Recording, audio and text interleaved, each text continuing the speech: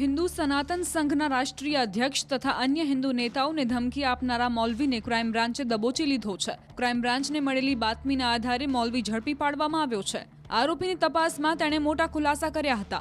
મૌલવીના નિશાના પર રાજાસિંહ અને નુપુર શર્મા પણ હતા। આરોપી ટાર્ગેટના નામનો અલગ અલગ કોડ રાખતો હોવાનું સામે આવ્યું છે। ઉલ્લેખનીય છે કે મૌલવીનું આંતરરાષ્ટ્રીય કનેક્શન હોવાનો પણ ખુલાસો થયો છે। પાકિસ્તાન, નેપાળ, વિયેતનામ, ઇન્ડોનેશિયા તથા કઝાકિસ્તાનના નંબરો મળી આવ્યા છે।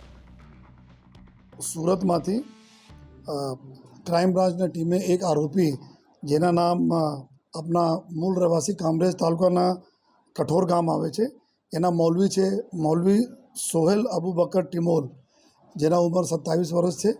એના ડિટેન કર્યા। એક બાતમી હતી કે કોઈ એન્ટી નેશનલ એક્ટિવિટીમાં આ માણસ જો થોડા એક્ટિવ છે।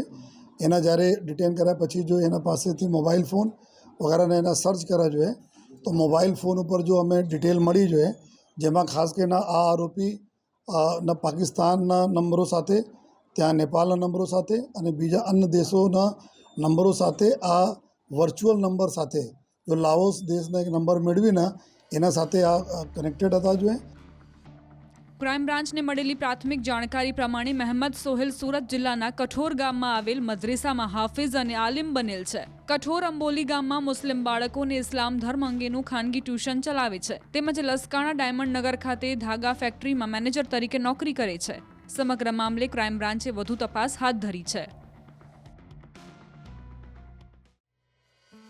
हिंदू सनातन संघના રાષ્ટ્રીય અધ્યક્ષ તથા અન્ય હિન્દુ નેતાઓને ધમકી આપનારા મૌલવીને ક્રાઇમ બ્રાન્ચે દબોચી લીધો છે। ક્રાઇમ બ્રાન્ચને મળેલી બાતમીના આધારે મૌલવી ઝડપી પાડવામાં આવ્યો છે। આરોપીની તપાસમાં તેણે મોટા ખુલાસા કર્યા હતા। મૌલવીના નિશાના પર રાજાસિંહ અને નુપુર શર્મા પણ હતા। આરોપી ટાર્ગેટના નામનો અલગ અલગ કોડ રાખતો હોવાનું સામે આવ્યું છે। ઉલ્લેખનીય છે કે મૌલવીનું આંતરરાષ્ટ્રીય કનેક્શન હોવાનો પણ ખુલાસો થયો છે। પાકિસ્તાન, નેપાળ, વિયેતનામ, ઇન્ડોનેશિયા તથા કઝાકિસ્તાનના નંબરો મળી આવ્યા છે। સુરતમાંથી ક્રાઇમ બ્રાન્ચની ટીમે એક આરોપી જેના નામ આપણા મૂળ રહેવાસી કામરેજ તાલુકાના કઠોર ગામ આવે છે એના મૌલવી છે મૌલવી સોહેલ અબુબકર ટિમોલ જેના ઉંમર 27 વર્ષ છે। એના ડિટેન કર્યા। એક બાતમી હતી કે કોઈ એન્ટી નેશનલ એક્ટિવિટીમાં આ માણસ જો થોડા એક્ટિવ છે।